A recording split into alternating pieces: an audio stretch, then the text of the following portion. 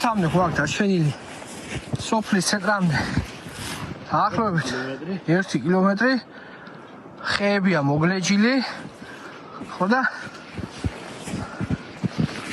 როგორ მოვახერხებთ გადაადგილებას ნახოთ ახალგაზრდა კაცმა თითქმის 2 მეტრამდე თოლში რამდენიმე კილომეტრი უნდა გაიაროს, რომ ოჯახის მოხუც წევრებს აუცილებელი მედიკამენტები მიუტანოს. ამ მდგომარეობაშია გურიის დიდი ნაწილი. 7 საკლი 10 წუთი 11 საათში გამოვედი ლანჩხუთი და მოვდივართ ფეხით. არანაირი ყვალი არაფერი არ არის.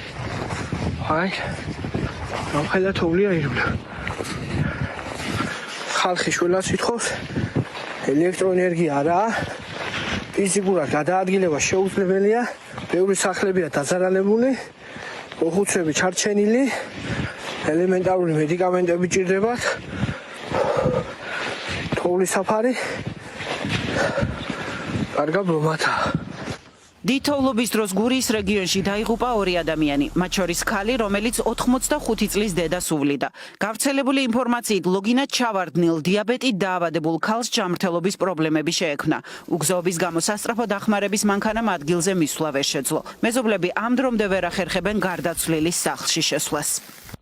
კიდევ ერთი ტრაგედია სოფელ კონჭკატში დატრიალდა. კაცს, რომელიც მეზობელს სახლის გადათოვლაში ეხმარებოდა, სახურავის ჩანგრევისას თავში ბეტონის ფილა დაეცა და ადგილზე დაიღუპა.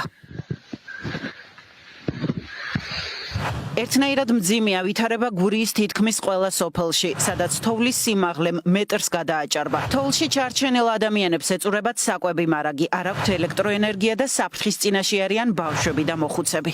მეუღლე წამოსულია 3 დღეა ქუჩაში ძინავს მანქანაში. ეხა ესეთი გამორობა რო ქონდა წამოვიდა მეუღლე და გზაშია გაჩერებული ლაფარტკით მოდის 3 საათია ცენტრამდე მძლივს მოვიდა. გამგებელს დაურეკეთ მითხრა რომ ტრაქტორის ველოდები და გამოგიგზავნითო დილის მერე. ტელეფონი აქვს გათიშული ვერ სურეკავ ტელეფონი გამითიშა.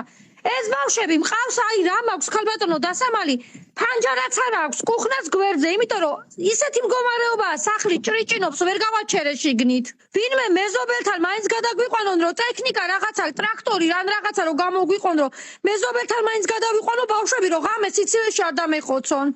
საკუთარ პრობლემებზე საუბარს ადგილობრივები მხოლოდ ტელეფონებისა და ინტერნეტის საშუალებით ახერხებენ და ესეც შეზღუდული დროით.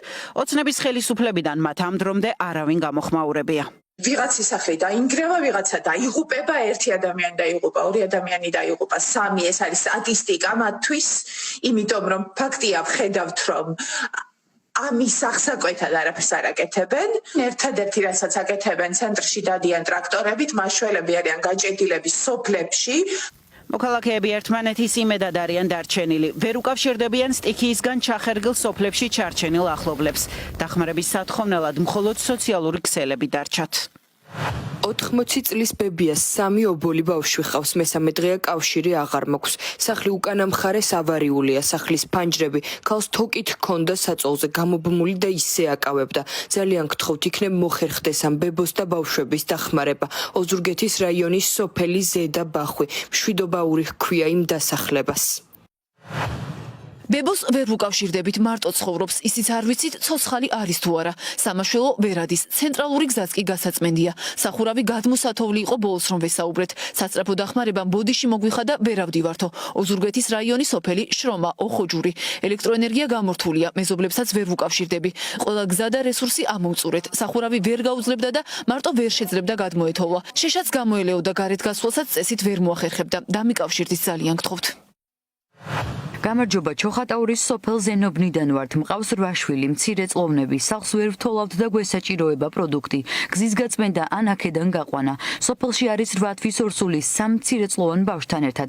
მათაც ესაჭიროება პროდუქტი და გაყვანა. რეგიონში დღის მეორე ნახევარში გამოჩნდა ენერგოპროს მობილური ჯგუფი, რომელიც დაზიანებული ელექტროსადენების აღდგენითი სამუშაოების ჩატარებას ცდილობს. თუმცა თოვლისგან ჩახერგილი გზების გამო დანიშნულების ადგილამდე ხშირად ვერ მიდიან. ჩამოსული არიან რეგიონები და დამხმარე ბრიგადები. ენერგოპრო მაქსიმუმს აკეთებს იმისთვის, რომ ყველა აბონენტამდე მივიყვანოთ ელექტროენერგია. დაზიანების ადგილებამდე ჭირს მისვლა, იმიტომ რომ ფაქტიურად ზოგიერთ ადგილებში თოვლის საფარი აღწევს მეტრო ნახევარს, იქ ფეხით გადაადგილება უკვე შეუძლებელია. ვცდილობთ მაქსიმუმს, რომ ფეხით მივიდეთ, მაგრამ დიდ მონაკვეთში ფიზიკურად შეუძლებელია მისვლა. თითოეულიანობა არის საქართველოს ყველა სერვისცენტრიდან არის დამხმარე ბრიგადები ჩამოსული უკვე 5 დღე არის და მიდის ინტენსიური მუშაობა. ვერ ვახერხებთ ყველგან შესვლას თოვლის გამო, სადაც ტექნიკით ვახერხებთ შესვლას, ტექნიკით შევდივართ, სადაც ტექნიკით ვერ ვახერხებთ, ფეხით შევდივართ და ვაკეთებთ მაქსიმუმს. ოცნების უმოქმედობის ფონზე სტიქიისგან დაზარალებულების დასახმარებლად რიგითი მოქალაქეები თვითორგანიზებით დაიძრნენ გურიისკენ. მოხალისეები მოქმედებაზე გადავიდნენ. მათ 2 მოხუცი გამოიყვანეს სოფელ ნატანებიდან. საგანგებო სიტუაციების მართვის სამსახური კი მოქალაქეებს შეტყობინებების გარდა ვერაფერს თავაზობს.